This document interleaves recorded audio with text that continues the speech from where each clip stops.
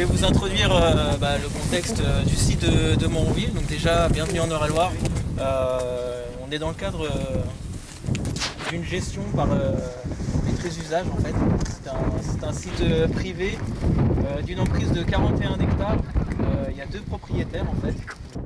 Le 28 février, le Conservatoire d'espaces naturels Centre-Val de Loire avait convié les différents gestionnaires d'espaces naturels en Beauce d'Eure-et-Loire. En tant qu'animateur du pôle gestion de l'Observatoire régional de la biodiversité, le conservatoire proposait une démonstration technique de matériel d'entretien de pelouses sèches, et ce, dans des conditions plutôt humides. Il s'agit d'un milieu très favorable à une biodiversité variée, mais qui a tendance à se refermer. Les pelouses sont généralement entretenues grâce au pâturage par des moutons ou des chevaux, en partenariat avec un agriculteur ou un éleveur. Mais lorsque le contexte local ne le permet pas, en tant que moyen de substitution à ces pratiques, on doit passer par un entretien mécanique afin de maintenir le milieu ouvert et de restaurer les pelouses. C'est là qu'intervient notamment la société Sierra d'Environnement, qui a donc effectué une démonstration devant un parterre de techniciens forestiers, de rivières et d'autres types d'espaces naturels.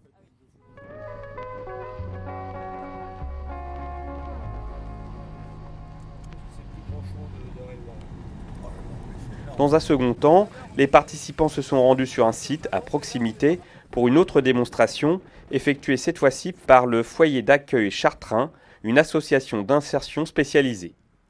Les représentants des fournisseurs en matériel technique ont également apporté leur contribution à cette journée. Alors l'intérêt qu'ont les prestataires d'être présents, c'est déjà d'appuyer les partenariats qu'il peut y avoir entre la structure associative ou gestionnaire et les prestataires. C'est pas que des prestataires, on voit qu'il y a de l'humain, il y a aussi du savoir-faire derrière. Donc ça permet de montrer justement les moyens qu'ils ont pour répondre aux contraintes des différents milieux naturels, pour répondre justement à la gestion et de montrer qu'ils sont équipés pour faire tout ça. Et ça permet également de tisser des contacts, là encore des retours d'expérience et puis du coup d'étendre le réseau. C'est une journée qui est très intéressante, qui permet de voir différentes techniques d'entretien de milieu naturel mécanisés. Ça permet de voir un peu quels sont les outils qui existent, à la fois des outils un peu généralistes et puis d'autres qui sont vraiment très spécifiques, qui ont été conçus pour ça.